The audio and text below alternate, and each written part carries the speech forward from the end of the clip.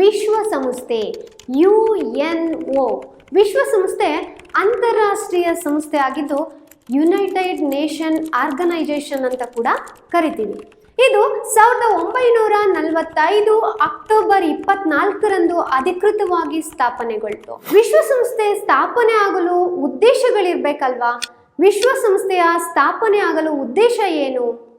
ಒಂದನೇ ಮಹಾಯುದ್ಧದ ಅನಂತರ ಸ್ಥಾಪನೆಗೊಂಡಂತಹ ಲೀಗ್ ಆಫ್ ನೇಷನ್ ರಾಷ್ಟ್ರ ಸಂಘ ವಿಫಲತೆಯನ್ನ ಹೊಂದಿತು ಹಾಗೂ ಎರಡನೆಯ ಮಹಾಯುದ್ಧದ ಘೋರ ಪರಿಣಾಮವನ್ನೆದುರಿಸಿ ಮುಂದೆ ಯುದ್ಧಗಳನ್ನ ತಡೆಯಲು ಹಾಗೂ ಅಂತಾರಾಷ್ಟ್ರೀಯ ಮಟ್ಟದಲ್ಲಿ ಶಾಂತಿ ಮತ್ತೆ ಸುಭದ್ರತೆಯನ್ನ ಕಾಪಾಡುವ ನಿಟ್ಟಿನಲ್ಲಿ ಮನುಜ ಜನಾಂಗದ ಜೀವನ ಮಟ್ಟವನ್ನ ಸುಧಾರಿಸುವ ಧ್ಯೇಯದೊಂದಿಗೆ ವಿಶ್ವಸಂಸ್ಥೆ ಸ್ಥಾಪನೆಗೊಳ್ತು.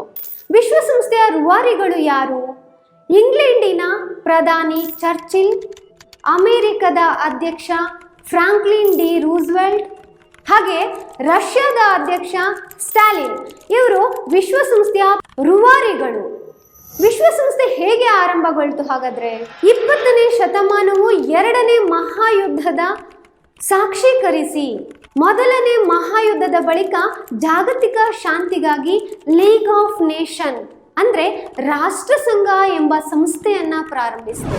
1939ರ ದ್ವಿತೀಯ ಮಹಾಯುದ್ಧದ ಆರಂಭಗೊಳ್ತಾ ಇರುವಂತೆಯೇ ಈ ಸಂಸ್ಥೆ ಪತನವನ್ನ ನಾಶವನ್ನ ಹೊಂತ ಹೋಯಿತು. ಎರಡನೇ ಮಹಾಯುದ್ಧವು ಭೀಕರವಾಗಿ ನಡೆಯುತ್ತಿದ್ದರಂತೆಯೇ ಜಾಗತಿಕವಾಗಿ ಶಾಶ್ವತ ಶಾಂತಿ ಸ್ಥಾಪನೆಯ ಯತ್ನವೂ ಸಹ ನಡೆಯಲಾರಂಭಿಸಿತು.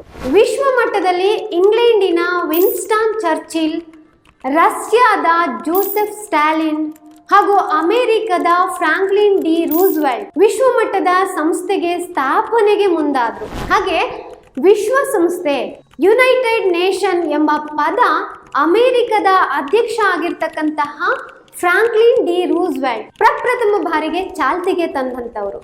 ಹಾಗೂ 1942 ಜನವರಿ 1ರಂದು 26 ರಾಷ್ಟ್ರಗಳು ಒಪ್ಪಂದಕ್ಕೆ ಸಹಿ ಹಾಕುತ್ತಿದ್ದಂತೆ ಪ್ರಥಮ ಬಾರಿಗೆ ಈ ಶಬ್ದವನ್ನ ಉಪಯೋಗಿಸಲಾಯಿತು, ವಿಶ್ವಸಂಸ್ಥೆ ಅನ್ನೋ ಶಬ್ದವನ್ನ. ಇದು ಈಗ ವಿಶ್ವ ರಾಷ್ಟ್ರಗಳು ಅಂತ ಕೂಡ ಕರಿತಾ ಹೋಗ್ತೀವಿ.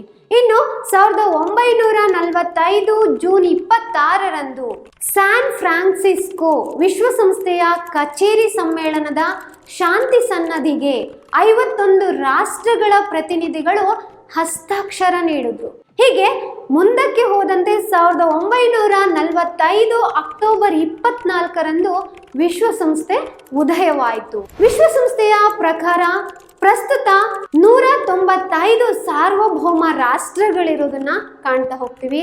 ಅದರಲ್ಲಿ 193 ರಾಷ್ಟ್ರಗಳು ವಿಶ್ವಸಂಸ್ಥೆಯ ಸದಸ್ಯತ್ವವನ್ನ ಹೊಂದಿದೆ. ಇನ್ನು ಮುಖ್ಯ ಕಚೇರಿ ಎಲ್ಲಿದೆಯಪ್ಪ ಅಂದ್ರೆ ಅಮೆರಿಕದ ನ್ಯೂಯಾರ್ಕ್ ನಗರದಲ್ಲಿ ವಿಶ್ವಸಂಸ್ಥೆಯ ಮುಖ್ಯ ಕಚೇರಿಯನ್ನ ನೋಡ್ತೇವೆ. ಎಲ್ಲಾ ಶಾಂತಿ ಪ್ರಿಯ ರಾಷ್ಟ್ರಗಳಿಗೆ ಇದರ ಸದಸ್ಯತ್ವವನ್ನು ಹೊಂದುವಂತಹ ಮುಕ್ತ ಅವಕಾಶವನ್ನು ಸಹ ಕಲ್ಪಿಸಿಕೊಡಲಾಗಿದೆ. ಇನ್ನು ವಿಶ್ವಸಂಸ್ಥೆಯ ಉದ್ದೇಶಗಳು ಏನು? ವಿಶ್ವದ ಜನಸಮುದಾಯವೆನಿಸಿದ ನಾವು ಅನ್ನೋ ಒಂದು ವಾಕ್ಯದೊಂದಿಗೆ ವಿಶ್ವಸಂಸ್ಥೆಯ ಪ್ರಸ್ತಾವನೆ ಪ್ರಾರಂಭವಾಯಿತು. ವಿಶ್ವಸಂಸ್ಥೆಯ ಧ್ಯೇಯೋದ್ದೇಶಗಳನ್ನ ತಿಳ್ಕೊಳ್ತಾ ಹೋಗೋಣ. ಮೊದಲನೇದಾಗಿ ಅಂತಾರಾಷ್ಟ್ರೀಯ ಶಾಂತಿ ಮತ್ತು ಸುಭದ್ರತೆಯನ್ನ ಕಾಪಾಡೋದು, ರಾಷ್ಟ್ರಗಳ ಮಧ್ಯೆ ಪರಸ್ಪರ ಮೈತ್ರಿಯನ್ನ ಬೆಳೆಸ್ತಕ್ಕಂಥದ್ದು, ಹಾಗೆ ಮಾನವ ಮೂಲಭೂತ ಹಕ್ಕುಗಳು ಆ ಹಕ್ಕುಗಳ ಬಗೆಗೆ ನಂಬಿಕೆಯನ್ನ ಹೆಚ್ಚಿಸುವಂತಹ ಕಾರ್ಯವನ್ನ ಮಾಡುತ್ತೆ. ಇನ್ನು ಅಂತಾರಾಷ್ಟ್ರೀಯ ಮಟ್ಟದ ಆರ್ಥಿಕ, ಸಾಮಾಜಿಕ, ಸಾಂಸ್ಕೃತಿಕ ಹಾಗೂ ಮಾನವೀಯ ನೆಲೆಯ ಸಮಸ್ಯೆಗಳಿಗೆ ಅಂತಾರಾಷ್ಟ್ರೀಯ ಸಹಕಾರದೊಂದಿಗೆ ಪರಿಹಾರವನ್ನ ಕಂಡುಕೊಳ್ಳುವುದು, ಅಂತಾರಾಷ್ಟ್ರೀಯ ಮಟ್ಟದ ನ್ಯಾಯ ಮತ್ತು ಒಡಂಬಡಿಕೆಗಳ ಷರತ್ತುಗಳಿಗೆ ಮನ್ನಣೆಯನ್ನ ಒದಗಿಸುವುದು, ರಾಷ್ಟ್ರಗಳ ಮಧ್ಯೆ ಪರಸ್ಪರ ಸೌಹಾರ್ದತೆಯ ಕೇಂದ್ರವಾಗಿ ಕಾರ್ಯವನ್ನ ನಿರ್ವಹಿಸುವುದು, ಇವೆಲ್ಲವೂ ಸಹ ವಿಶ್ವಸಂಸ್ಥೆಯ ಧ್ಯೇಯೋದ್ದೇಶಗಳಾಗಿವೆ. ಇನ್ನು ವಿಶ್ವಸಂಸ್ಥೆಯ ಅಂಗಸಂಸ್ಥೆಗಳು ಯಾವುದು? ಅವುಗಳನ್ನ ಮುಂದಿನ ವಿಡಿಯೋದಲ್ಲಿ ತಿಳ್ಕೊಳ್ಳೋಣ.